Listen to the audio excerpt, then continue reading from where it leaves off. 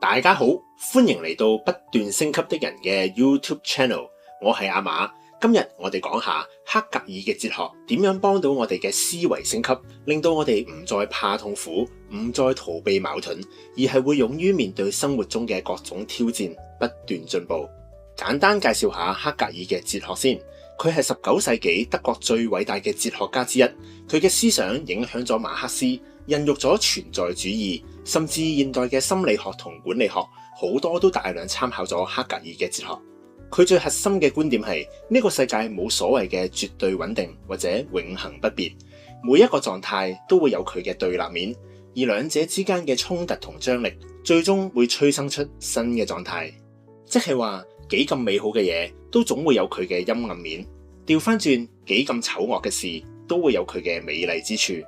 隨住環境嘅變化，正反兩面會不斷互相衝擊，然後慢慢演變出其他形態。舉個例子，好似股票市場咁，無論個市幾咁暢旺，表面上幾咁平靜，背後總有暗湧，耐唔耐就會出現大調整，甚至係股災。但係當個市越跌越有，冇人敢入市嗰陣，往往就係個市準備復甦嘅時候。每經過一個景氣循環，個市嘅結構就會唔同咗，各種監管、制度、規則等等都會有唔同，連帶社會嘅其他方面都會有所改變。個人層面亦都係一樣，有正就有反，兩者同時存在。例如你以為嘅穩定工作，可能正正係限制你成長嘅枷鎖；你一直唔敢面對嘅失敗，可能就係你脫胎換骨嘅契機。如果你都曾經覺得人生好難、好痛苦、好多矛盾，咁呢條片你就千祈唔好錯過。黑格爾嘅哲學會幫你喺焦慮同不確定性當中揾到前進嘅力量。準備好未呢？我哋依家開始。首先，黑格爾嘅其中一個主要思想係擁抱內在衝突。黑格爾認為一件事如果冇矛盾，佢就係死嘅，就好似一潭死水咁，雖然平靜，但係冇生命力。有機嘅生命體係必然會有衝突同矛盾嘅，所以我哋每一個人都總會有呢種經歷。例如，你好想做一份有意義嘅工，俾你發揮所長，賺錢之餘順便可以貢獻社會。但係依家做緊呢份工根本就唔係呢回事，你內心好煎熬，返工唔開心，辭職又唔敢，每日都好煩惱。黑格爾提醒我哋，呢個時候千祈唔好唔理佢，諗住忍一忍，過多一排先再算。你更加唔好呃自己，話自己其實都幾中意呢份工。你繼續行屍走肉咁返一份自己唔中意嘅工，唔會有任何進步之餘，情緒亦都會受壓抑，變成焦慮、抑鬱，唔知幾時突然爆發。你應該正視自己內心嘅衝突，由得自己嘅各種想法、感受、價值觀等等互相衝擊。你要做嘅係傾聽自己嘅聲音，然後試下揾一條新嘅路。呢個就係黑格爾講嘅辯證法。每一個狀態都會產生佢嘅對立面，兩者嘅鬥爭會升華成一個更高嘅境界。用翻頭先個例子，你未必一定要喺繼續翻工同即刻辭職之間二選一，咁樣可能係太簡化咗你真正嘅處境。你渴望做一份有意義嘅工作，但係又想有穩定收入同安全感，驚攞辭之後唔知點算。兩者之間嘅張力其實係逼你去創造第三個可能性。黑格爾叫呢啲做合題。你可以試下喺現時嘅工作中發掘新嘅意義，亦可以爭取調職或者負責啲有得發揮嘅新項目，或者利用公餘時間發展副業，展現自己嘅想法，又或者試下進修，等自己有多啲籌碼，隨時可以轉工或者轉行。呢度嘅關鍵係你要容許呢兩股力量喺你內心激盪，唔好急住要掩蓋其中一面。你越係逃避呢個衝突，你越係困喺原地。你越係擁抱呢個矛盾，你就越能夠睇清楚自己真正想要咩，同埋願意為呢樣嘢付出幾大代價。每一次內心嘅拉扯，都係令自己變得更立體、更有彈性、更強嘅一個轉折。喺黑格爾嘅角度睇，生命就係咁樣，冇矛盾就冇生機，冇成長機會。你嘅焦慮、掙扎同埋不安，都係喺度提醒緊你，係時候要做啲突破。所以當下次有呢種感覺嘅時候，不妨問下自己，我下一步要去邊度？第二，黑格爾認為世上所有事情發展都唔會係一條直線嘅，總會係不斷起起跌跌。佢叫呢啲做否定之否定。就好似彈弓咁，要先向下壓先會彈得更高。好多嘢都係咁，總係進進退退之間不斷成長，好少一帆風順咁不斷向上。例如我早前學薩士風呢件樂器，對我嚟講都幾難掌握。最初我連令佢吹出聲都做唔到，我花咗好多心機，每日練半個鐘。某一日開始，我終於可以令佢正常發音。之後我就繼續練，亦都不斷進步，甚至開始可以吹到完整音階。我信心大增，諗住越級挑戰，試下吹歌仔。點知突然間我又翻去最初發唔到聲嗰個階段。老實講，呢個過程都幾令人沮喪。不過同一時間，其實亦都係顯示緊我嘅基本功未夠紮實。我半放棄狀態之下，斷斷續續咁練。某日突然我又好似開咗竅咁，可以隨心所欲咁吹出聲，音色仲比以前靚。跟住我又進入快速進步嘅階段，可以吹到啲簡單旋律，甚至啲唔係太快嘅流行曲都可以吹到。當我認為係時候可以拎支薩士風去同朋友 jam 下歌嗰陣，唔知點解突然有雞手鴨腳咁，吹極都吹唔好。又再斷斷續續咁練多排之後，慢慢我又吹得比之前再好啲，甚至好似再提升咗層次，開始有啲感情。我諗好多嘢都係咁，過程總係反反复复，但係只要堅持，累積咗嘅經驗同埋技術，整體嚟講係會令你越做越好嘅。好似一個創業者，第一次創業失敗咗，反而對市場嘅理解會更深，對自己嘅強弱項會更清晰，對人性會更有體會，對經營一個項目會更得心應手。下一次再創業或者做其他嘢，呢啲都會係好重要嘅經驗，幫你提高成功機會。我諗每個人回想翻自己嘅人生都會係咁，遇到挫敗之後，往往就係一個新階段嘅開始。跌得越深之後，反彈得有幾高，就好睇你有冇好好吸取當中嘅經驗。所以大家遇到困難甚至失敗嗰陣，唔好俾自己傷心失意得太耐，最緊要係嗱嗱聲總結經驗，將呢次失敗變成你嘅資本，下次機會一嚟嗰陣，就係你成功嘅時候。第三，黑格爾有個好重要嘅概念，叫主奴辯證法。黑格爾原本嘅意思係主人同奴隸嘅關係耐唔耐就會調翻轉，因為雖然一開始主人指使奴隸去做嘢，自己就係坐享其成，好似好爽咁。但係日子耐咗之後，由於奴隸係落手落腳做嘢嗰個，所以佢會掌握所有技術同知識，慢慢各方面嘅能力都會比主人更強。當環境一有變化嗰陣，奴隸就會變成主人。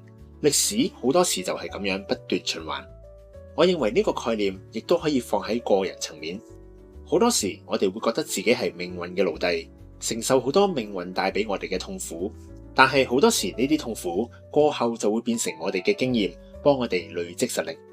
每一次解決咗啲原本以為搞唔掂嘅問題，每一次捱過原先以為絕望嘅困境，你都會慢慢變強，開始成為自己嘅主人。真正嘅力量往往係喺最被動、最痛苦嘅情況下練出嚟嘅。初時命運係你嘅主人，你不斷受命運嘅指使去應付各種難題。但係你不斷過關升級嘅時候，你同時亦會累積更多實力。當實力強到某個程度嘅時候，你甚至調翻轉可以控制命運。我哋每個人最初都係命運嘅奴隸，接受命運嘅安排。我哋會被命運安排喺唔同嘅家庭出生，有唔同嘅樣貌、唔同嘅高度、唔同嘅性格，接觸到各式各樣命運安排我哋遇到嘅人。但係只要我哋不斷累積實力，就一定可以做翻自己嘅主人。你唔能夠控制命運，要佢幫你中六合彩，但係你可以決定變成一個點樣嘅人。面對命運，我哋謙卑之餘，亦都要爭取自主，令自己有份決定自己人生嘅方向。第四，黑格爾提出揚棄呢個講法。呢個字喺德文入面同時包含咗廢除、保存同埋提升三層意思。我以前一做錯咗事，或者做咗啲低能嘢，就會恨不得件事冇發生過，希望冇人記得，甚至會自己呃自己，話俾自己知，只要唔好去諗佢，就好快會忘記。但係黑格爾就認為，要真正成長，就唔可以一味刪除、埋藏、掩飾，而係要揚棄。做錯事嘅經歷都係寶貴嘅經驗，幫你下次做得更好。如果逃避，唔去諗佢，唔去檢討，咁就浪費咗一個成長機會。我後生嗰陣試過返一份工，點知俾個同事屈我對個客冇禮貌，搞到單生意傾唔成，最後仲間接令我冇咗份工。呢件事對我嚟講係幾痛苦嘅回憶，充滿委屈同不忿。我有一段好長嘅時間都一直逃避唔去諗呢件事。之後我轉咗另一份工，不過都係做得唔好，結果好快又走咗。似乎我冇喺嗰件事上面總結到經驗。之後隔咗好耐，我突然諗翻起件事，我開始反思，點解當時個同事咁容易屈到我，而我點解釋都冇人信。我一直都覺得全公司都針對我，係其他人唔啱。但係我冷靜啲去檢討翻嗰陣，我就會再諗深一層，諗下點解人哋要針對自己。最後我嘅結論係，其實當時我自己本身表現都唔好，亦都冇展現正面積極嘅態度。加上經常做錯嘢，累同事同老闆要幫我善後，所以大家一早睇我唔順眼。嗰次被屈事件只係駱駝背上嘅最後一條草，就算冇呢件事，我都遲早會俾人兜走。咁樣諗之後，我就知道要點樣改變，下一份工就表現得更加好，成個職業生涯都發展得更順利。呢個就係陽氣嘅意思，做得唔好嘅地方當然要改變，但係唔係完全摒棄或者收埋喺內心深處，而係要面對佢，將呢樣嘢變成你嘅資本。如果你認同陽氣呢個概念，你就會發現生命中冇一樣嘢係白費嘅，就算係失敗同苦惱，最終都會變成你繼續向上嘅燃料。第五，黑格爾指出，凡係現實嘅都係合理嘅。呢句嘢好容易令人誤解，以為黑格爾叫我哋逆來順受，接受所有現狀，唔好再掙扎。但係其實佢嘅意思係，任何存在嘅事物都係歷史發展嘅必然結果，背後一定有佢形成嘅原因同條件。例如，你覺得自己好廢，一事無成，呢個狀態唔係憑空出現嘅，可能係你過去嘅選擇、成長環境、遇到嘅人同埋事，一層一層堆積而成嘅。呢個廢嘅狀態本身係合理嘅，亦係有跡可尋，有原因導致依家咁樣嘅。所以唔好一味怨天尤人，真係試下揾原因，揾到之後，你就會發現自己嘅遭遇其實係非常正路。但係合理唔等於永恆，事情總係不斷發展嘅。所以你理解咗點解自己會變成依家咁，你就可以針對性咁作出改變。我以前有個同學，佢生得比較矮，同少少其貌不揚，所以個人比較內向，社交方面唔係咁理想。我識佢嗰陣，佢都幾自我放棄，頭又唔梳，塊面又成日油冧冧咁，完全係一個宅男樣。佢覺得唔會有人中意同佢玩，將來亦唔會有女朋友。好彩有另一個同學點醒咗佢，呢個同學勸佢不如試下揾出問題嘅原因，然後諗下點樣改變。俾人提一提之後，佢真係開始梳理下自己嘅狀況，佢努力健身，又去學唔同嘅嘢，令自己增加自信心。一段時間之後，佢大隻咗，成個人型咗，自信心翻晒嚟，越嚟越主動同人講嘢，社交情況越嚟越好，最後仲識到個女朋友。呢個勵志故事提醒我哋，面對任何唔如意嘅現狀，與其怨天尤人咁問點解會咁，不如試下真係去揾個原因，揾到原因就可以改變現狀，變得更好。第六，黑格爾提出異化呢個哲學概念。黑格爾認為異化係一個人尋找自我嘅過程中無可避免嘅一環。人喺 BB 嘅階段，往往最能夠活出最純粹嘅自己。隨住年齡增長，我哋會有越嚟越多角色，我哋會做好多嘢，滿足其他人對呢個角色嘅期望，而呢啲其實未必係我哋真正想做嘅。例如，你可能明明中意畫畫，但係為咗搵食，你去咗做會計，日日對住一堆冷冰冰嘅數字，唔明白自己點解會變成咁。呢個時候，我哋往往會覺得好似唔係做緊真正嘅自己。依家營營役役，晚晚加班加到懷疑人生嘅行屍走肉，好似已經變咗一個我唔識嘅人。呢一種好似唔係做緊自己嘅感覺，就係異化。黑格爾認為異化唔一定係壞事，因為你經歷過呢個階段，先會發現邊啲嘢係真正屬於自己，邊啲嘢只係外在嘅枷鎖。當你知道乜嘢先係自己真正需要同想要嘅嘢，你就可以嘗試努力追尋真正嘅自己。我有個 friend 自細就係人生勝利組，讀書一直名列前茅，一畢業就喺投資銀行做嘢。後來佢辭咗份高薪厚職，走去環遊世界，然後喺台灣定居，開咗間 cafe。佢自覺自己喺台南揾翻真正嘅自己，過自己真正想過嘅生活。我問佢有冇後悔咁多年之後先做出呢個決定，佢答我冇，因為如果唔係有之前嘅經歷，佢都唔會知道自己真正想過嘅係點樣嘅生活。始終投資銀行係好多人想做嘅工作，又揾得多錢，有機會梗係想試下。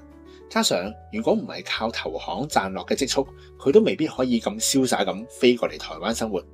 我諗佢嘅經歷好活生生咁演繹咗黑格爾所講嘅異化，然後再尋找自我嘅過程。唔係每個人都要辭咗份工去過啲好超嘅生活先叫做揾到自己。我有朋友喺一份大部分人眼中都好悶嘅工入面揾到自己存在嘅意義，亦都有人邊賺錢養家，邊趁公餘時間發展自己嘅興趣。我哋喺呢個世界生活，難免要擔任唔同嘅角色，而當中最緊要嘅係知道自己想要乜嘢，喺可行嘅情況下盡量做翻自己，咁先係一個完整嘅人生。